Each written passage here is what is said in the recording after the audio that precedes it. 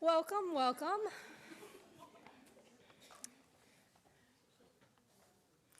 Well, thank you all for attending. I'm Mindy. I'm a historian here at the National Portrait Gallery, and I am pleased to introduce Kinsale Drake, a member of the Diné tribe, a poet, editor, and playwright. Drake is a winner of the 2023 National Poetry Series for her debut poetry collection, The Sky Was Once a Dark Blanket. Her work has appeared in Poetry Magazine, Poets.org, Best New Poets, Black Warrior Review, Nylon, Teen Vogue, and elsewhere.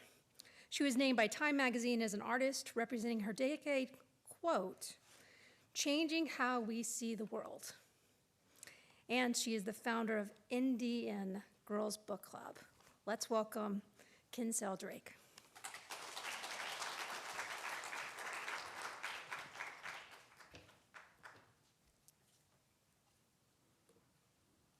Remembering. Dreams are poems your body writes. Sandra Cisneros. How do I start a story I never lived?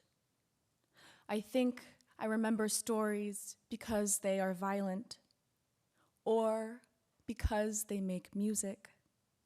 My mother had a horse. Her father held the horse's face gently. I made this up because I know he was gentle. The snow in Shanto, where went to school, I have never seen it fall, especially not in 1972. Only recently did she tell us that at school, a man did. My body dreams less tragic Indian things. She stitches compositions when she can, but at the very least, my body dreams. Yat Kinsale Drake nishe, nat odin etrachine. Not on Netrachine, Bilagana Bashichin, as she had Dashiche, Bilagana Dashanella, Akut Ego Atsana Nishle. My name is Kinsale Drake, and it's my honor to be with you all here today. Thank you for coming out. To the natives, thank you, especially because there's like 10 things going on today, as I'm sure we know. I'm a proud member of the Navajo Nation. My family comes from Navajo Mountain, Utah, and I'm coming from the Bay Area all the way out here to DC, where I currently live. And I want to say thank you for taking the time to come to this talk and for participating in this full day of events. Thank you, Anna Sularkis, who's somewhere there, whose art I've admired since I was a little girl. And thank you to the National Portrait Gallery for bringing all of us together here today. And to the elders in the room and the Anacostan and Piscataway peoples, thank you for allowing me to be here today. Thank you for welcoming me. It's a gift truly to be in this place and with so many Indigenous faces. So I'm gonna share another piece to open, and then I'd love to talk about my work rewriting narratives of Indigenous peoples, specifically Indigenous women. So I've been on this adventure since I was 16 years old, and I'm 23 now, and my mom likes to remind me that I'm still, in fact, a little girl sometimes. But 7 years ago, I wrote my first piece of poetry, and I quietly submitted it to the Scholastic Art and Writing Awards. And this was at the advice of an English teacher who had read an assignment I'd submitted that was about, of all things, Moby Dick. And later that same year, I was appointed to the National Student Poets Program of the United States. And by that time, I had The Roundhouse by The Roundhouse by Louise Erdrich and Storyteller by Leslie Marmon Silko under my belt, and then the rest was history. So it really wasn't so long ago in the grand scheme of things, but it's a key part of my history and my story as a writer.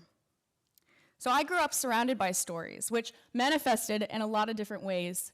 First of all, I think it's I never thought I'd be at the National Portrait Gallery with these pictures on this slideshow, but my grandfather on the left in the glasses, well, my grandparents both wore glasses, but the man, my grandfather, Harold Drake Sr., was a tribal chairman who brought running water and electricity to my mother's remote home on the reservation and that area of the reservation.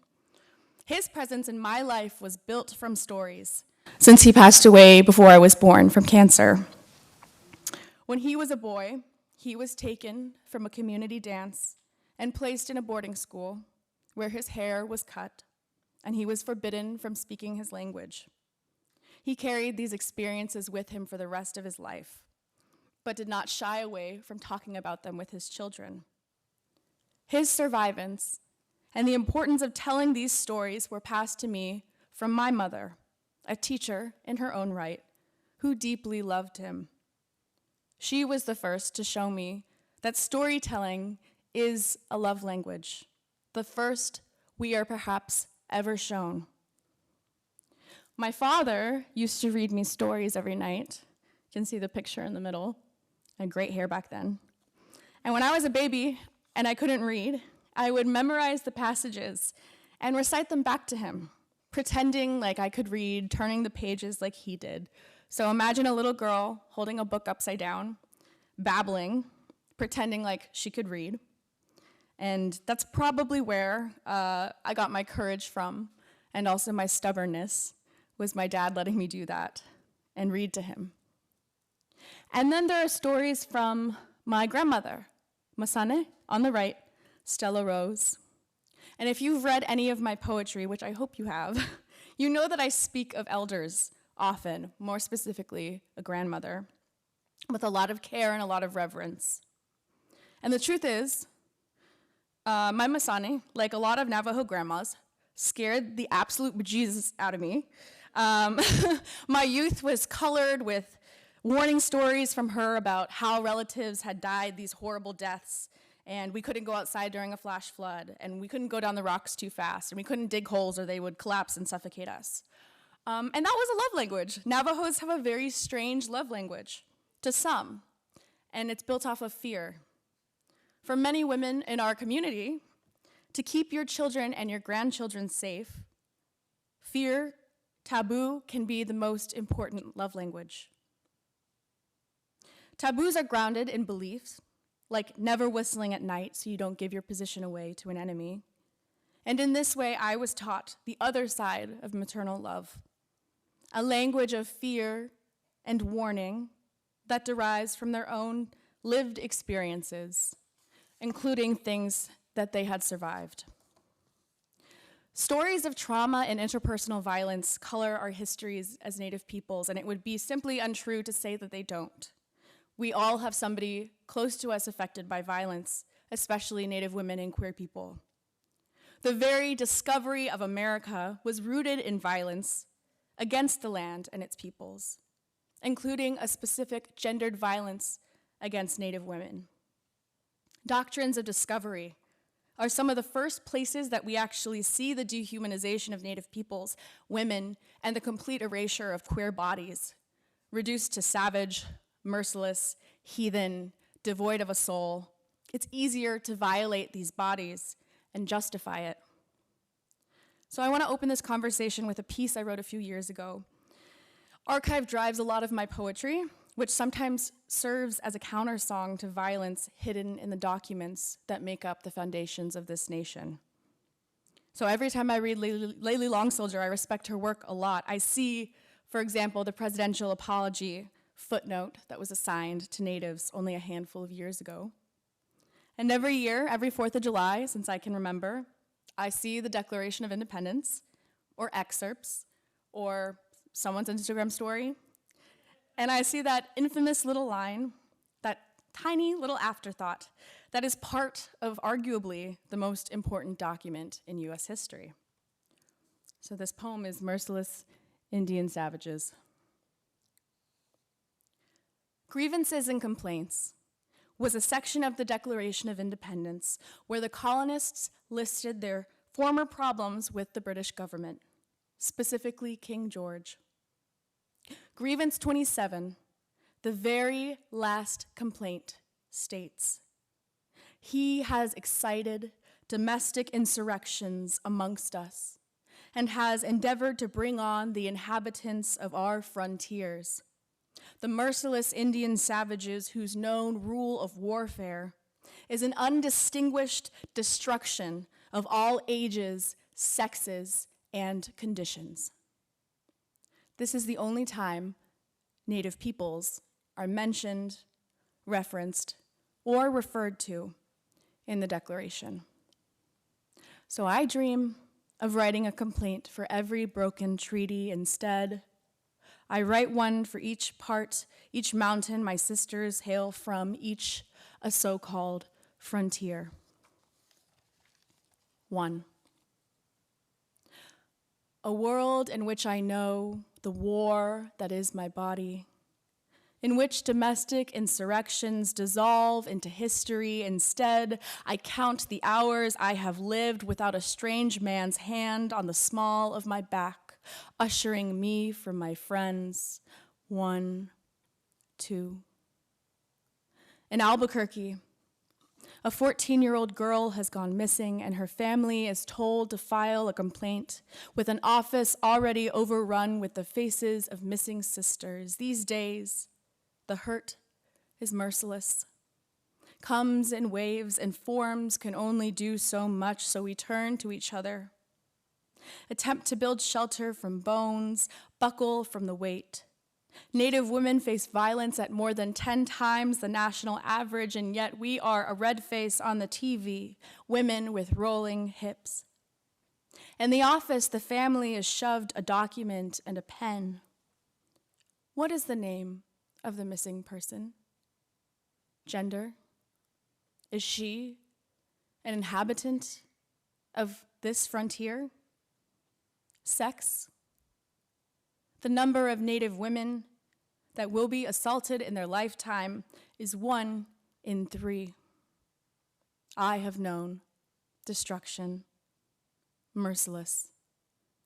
I have also known sand, pressed flat from migration, the ways our mothers moved over mountains with their furious racing hearts. If we can make gods out of wood, imagine what we can do with our bodies, create declarations of war as we watch cop cars hightail it out of our end of town, unfurl ourselves from the grip of grief from ghosts still with us. When our bodies are found, it's called a haunting. What if no one calls it a funeral? This world is a burial ground, even the sky, the constellations bullet holing straight through a back.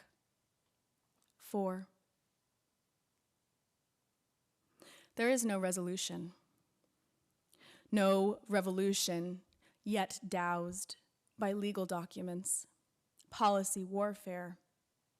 All I have to give is the skin off my palms, arms elbow deep in snow, feet frostbitten in mud. I offer up my tears until I'm pooled by lost sisters doused in moonlight. When I lived in my mother's fossil, I knew what it was to have a face of my own, my hummingbird heart. I wonder if these stories are enough to pull these women back to me. I would give anything, I say, to a photo with eyes like my sister's. I would give anything. I want to hear your heart. I want you to swim in the most radiant sun, little bird, evening song, memory, my belly laugh. I will find you. Until then, may these words hold you, hold you, hold. Thank you. Thank you for listening. And I want to encourage you, this is a very heavy subject, obviously. If these subjects are particularly difficult for you, I encourage you to take a breath or go outside and take a moment to collect yourself. It still is difficult for me to talk about these things even after many years of doing so. So as you might have heard within that piece, words matter, and literature matters when it comes to these issues. How Native peoples are portrayed and spoken about matter, down to the very documents that we fill out when something happens, down to the very documents that founded this country. So, on a lighter note, my other gig these days is NDN Girls Book Club, which is an organization that provides free literary programming for Native youth across the country for free. So we have youth poetry tracks online, we host workshops in person, we speak at book festivals, we send out free books, we do all the good stuff when it comes to Indigenous literature, but most importantly, NDN Girls Book Club is an organization rooted in transformational and narrative-changing work. And it's based in collectivity and community. So we're trying to change the narratives around Native peoples, specifically by empowering Indigenous women and youth of marginalized genders. So we know storytelling has proven to help facilitate healing from harmful narratives perpetuated by non-Native entities. We already know, as a fact, there have been studies that show that trauma from misrepresentation, underrepresentation, has a physical effect on how our brains develop as Native youth. And so storytelling and accurate storytelling improves our mental health. It can reduce suicide rates. It increases intergenerational connections, which can pass on knowledge to future generations. And it's a source of empowerment and advocacy for individuals like youth who are often overlooked. And it's an important tool in pursuing justice.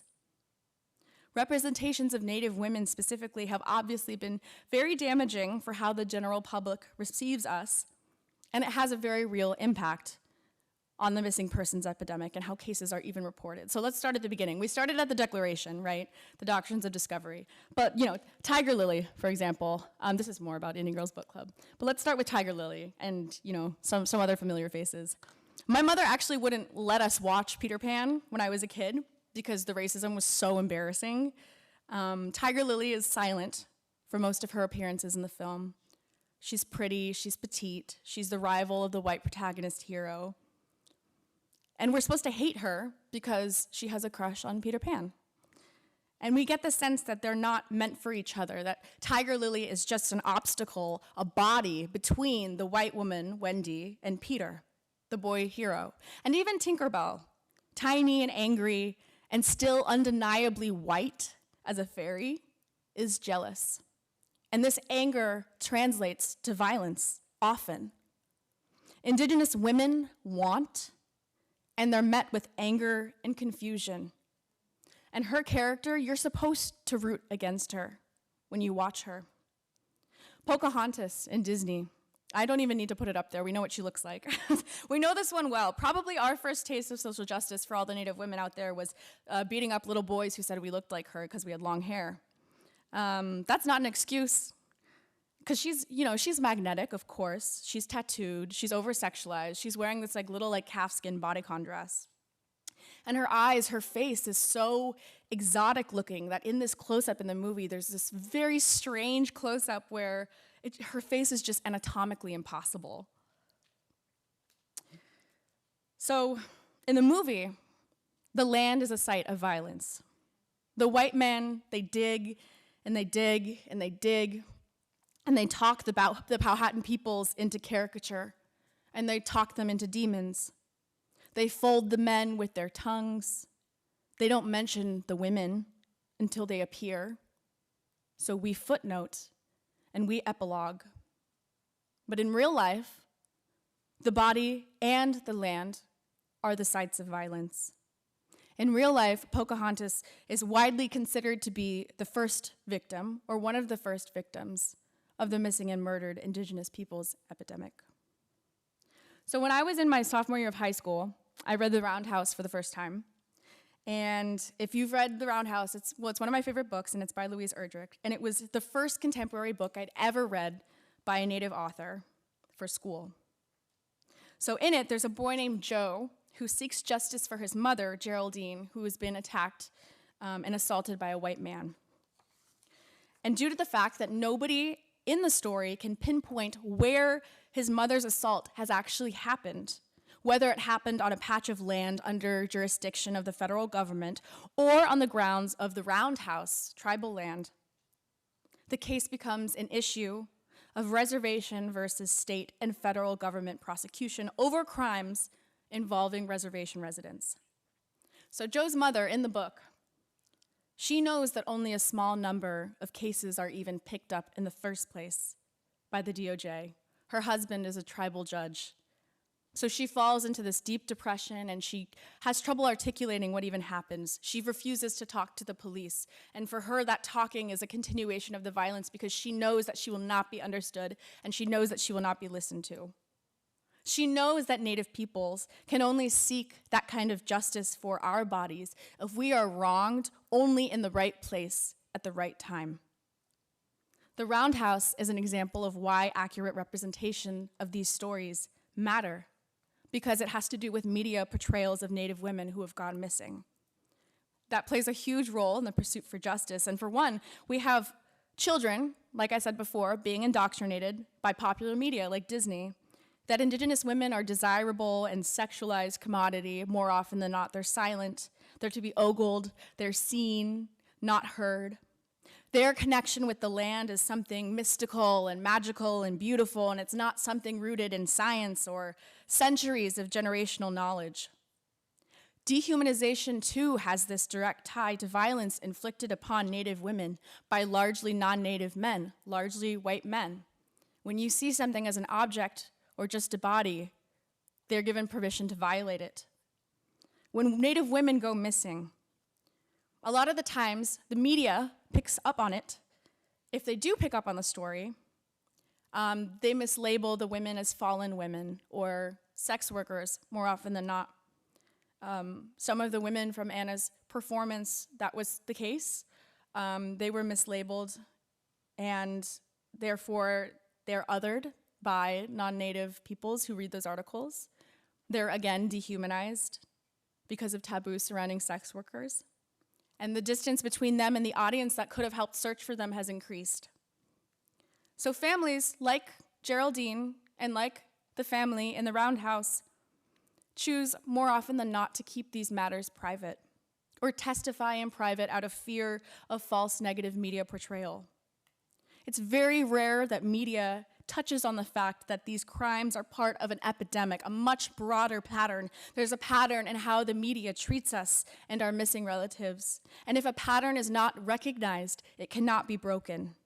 Stories are fundamental to understanding ourselves and the world around us. So like I said before, they are a love language. And in many cases, they are vital to our personhood as contemporary Indigenous peoples. Can you imagine how powerful that is? A love language that is vital to our personhood, that is an act of radical love in a way. So books like The Roundhouse, the implication of these stories and accurate portrayals of Native women have an incredible effect on policy. So just in 2019, this is only 4 years ago, the White House officially designated a National Day of Awareness for missing and murdered Indigenous women and girls. So now we can do programming on a national level on and around this day to educate folks about the epidemic, push cold cases, improve investigative response, and improve record keeping and media coverage. Mary Catherine Nagel's play, she'll be here later with us today. She's a Cherokee playwright who wrote Sliver of a Full Moon. And that was performed across the country at law schools and theaters and major organizations, so people understood the epidemic better, who were going to be prosecuting these cases, who were going to be the judges sitting in on those trials. Secretary of the Interior, Deb Haaland, formed a missing and murdered unit just 2 years ago. Native Women's Wilderness, Indigenous Women Rising, all of these different organizations are run by predominantly Indigenous women who are taking narratives into their own hands and changing how we respond, how non-Natives respond to these cases and these stories. So they are attempting to heal these cycles of violence through stories as a form of love and care. So at its core, that's what I wanted to bring today. That's what storytelling does for us. It enables us to seize our narratives, speak from an I perspective, be specific about our lived experiences and cultures, and at the same time smash stereotypes as living, breathing, fully formed peoples. We can advocate for ourselves. Our youth have a voice, especially our youth of marginalized genders. We can learn to articulate the violence that our family has experienced. We can understand our history, and we can map a way to our own healing. Whether that's interpersonal, so we see that in book club workshops. Students learn to articulate individual and collective struggle and liberation through art and through writing, building networks between themselves, between tribal communities, between youth from different nations. Or they can become part of the broader movement and move for advocacy. As we empower the next generation of storytellers to seize their narratives, these are the people who are going to be our healers and our social workers and our policymakers and our knowledge keepers of all kinds. So for youth like me, when we're being bombarded by statistics, and only statistics, from the mouths of non-natives, it can feel hopeless, for sure. It can feel overwhelming, like the problem and its structure are much, much, much larger than you are, and we can see it stretches back hundreds of years. But it can start from a smaller place. Collectively, if you think of the power we hold when we contribute our talents and our drive to solving an issue in our communities, there is a huge realm of possibility for our futurities and what we can imagine and what we can build and move into with our art. So nowadays, the work that I do with my writing and with art collectives like NDN Girls Book Club is grounded in this pursuit of healing and revitalization of kinship mechanisms. Those dynamics I was talking about earlier that are enacted in workshops, that is a revitalization of kinship mechanisms. There is space for Native youth to articulate and understand issues that affect them. They're allowed to channel their emotions and emotional responses into words, which lead to important conversations between themselves and their elders or people they normally would not speak up to. And they're enabled to share these with others. Advocacy is one of the most important things. There's this fear and this stigma around things that have happened to us. And a lot of the times our youth are scared to share or speak up because they don't know that it's right for them to be able to express themselves. These spaces, even from personal experience, have been shown to improve mental health significantly. And even at the end of a workshop, speaking from experience, there is a direct positive impact between every student in that classroom. And Lily's here too. Lily's the co-coordinator for book club, and I don't think we've had a workshop yet where someone didn't share what they'd written. And we've taught kids from age 8 to out of school, not even kids anymore, adults. Panels we host predominantly feature Native women and queer writers like Mary Catherine Nagel, for example, Louise Erdrich. They demonstrate that there is a much longer history of advocacy and articulation of Indigenous peoples' movements, and a great relevance of our own art and writing to these movements. It's not separate, it contributes, and it empowers. We can pursue truth and justice on our own terms. We are not a statistic. So for the young people here, if you have stories from the generation before, if you have tears or pain, which if you were at the Tribal Youth Summit today, we talked about, channel your anger and your frustration into your art whenever you can. Channel it into the stubbornness to take care of yourselves. Think about how others have not cared for us over time. So care for your loved ones and your relatives. View the writing that you do, the art that you do, as a form of communal care. You can't advocate for anyone else if you're not advocating for yourself. And that's an integral and overlooked part of addressing these epidemics, is if we're all burnt out, if all our youth are tired, how are we going to move forward when it comes to the missing and murdered Indigenous peoples movement? So I implore you to locate the hope and the motivation to conduct this vital work and expand our visions of justice for our relatives. I implore you to more deeply understand the roots of gendered violence against Indigenous peoples. Question how you are offered information. Think about recently with ICWA, the Indian Child Welfare Act. How was this being told to us through major outlets like the New York Times? Who are they sympathizing with? How can we push back against it? Think how you can rewrite and heal common narratives, and don't let your voice be silenced. Communities like NDN Girls Book Club, the family you have, your relatives, they're all here to fight alongside you with all of their anger and all of their love. So let your words and your talents help build a futurity from intergenerational healing and the seizure of our own narratives back. And we will be there, and we will have the power to welcome our relatives home. So this is my offering to you all today. It's what I've learned over the course of my journey. Hasn't been very long again, but as an artist and as a community member, this is something that we've talked about in depth. I'd like to close with one last poem, and then I really want to have time for people to decompress if any of this has been heavy or just a little much. This is You Survive the End of the World in Cayente, Arizona with your mother. You survive the end of the world in Cayente, Arizona with your mother. In the blue coffee pot. The waitress sets 2 tall plastic Coke cups of water before you both. Today, everyone must be especially generous to you.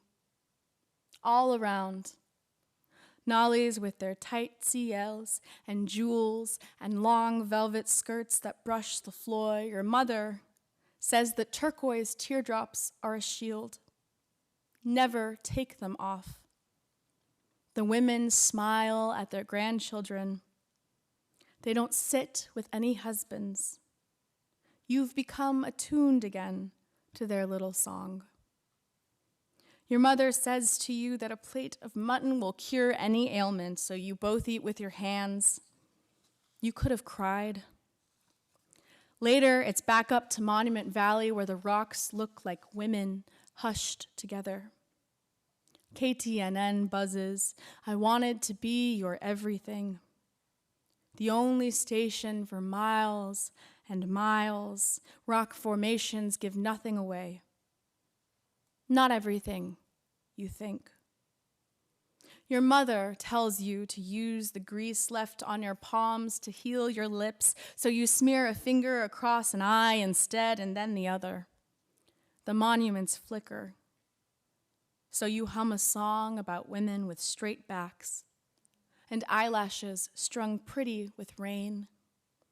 A song you heard most while your grandmother lived, and the roosters rampaged in her yard, and she bent over the fire with cardboard and a poker, and your mother smiled and swayed you on her hip, and we are there again, looking off towards the mountain, eating mutton with your hands.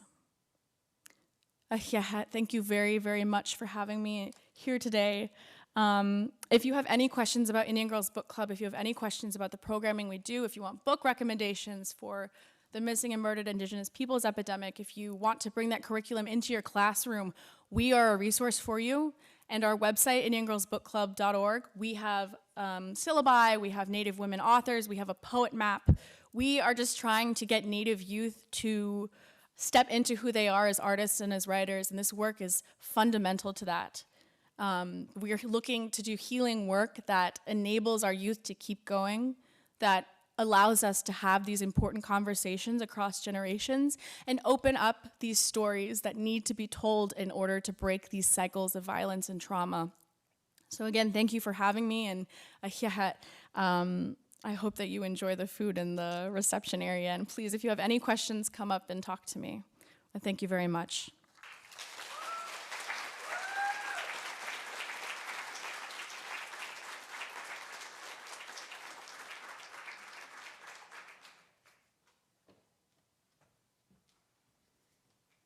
That was so powerful. Thank you so much. And please stick around. We have one more event tonight, which is at 5:30. Another powerful presentation, a powerful panel. So there's coffee around, but please come back for that event at 5:30. Thank you so much for attending.